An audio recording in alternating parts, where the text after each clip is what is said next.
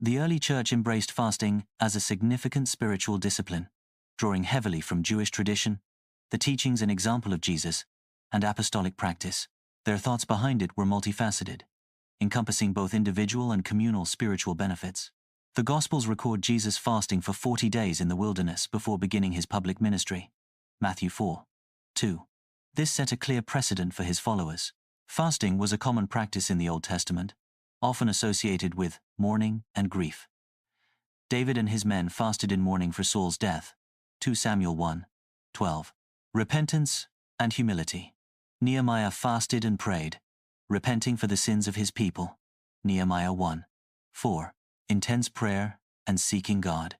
Ezra proclaimed a fast to seek God's protection. Ezra 8:21-23. Seeking divine guidance. People fasted before major undertakings or when facing desperate times. Apostolic practice. The Book of Acts shows the early church fasting for important decisions such as appointing leaders. Acts 13:2-14-23. Subduing the flesh. Early Christians believed that abstaining from food, and sometimes drink, helped to curb bodily appetites and desires. This was seen as a way to bridle the lusts of the flesh and gain mastery over physical urges that could distract from spiritual pursuits.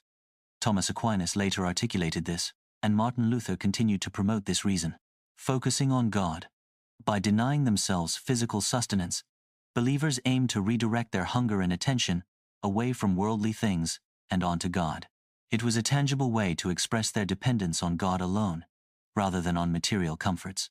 As one scholar put it, with fasting, we affirm that while God meets our daily needs, what we truly need is to meet God daily.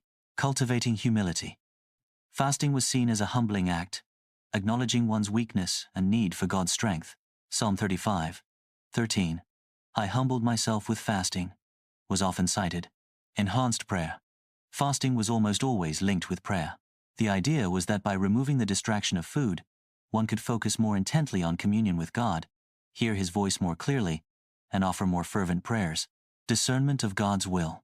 When facing important decisions or seeking spiritual breakthroughs, fasting was employed as a means to achieve greater clarity and discern God's will. Spiritual warfare.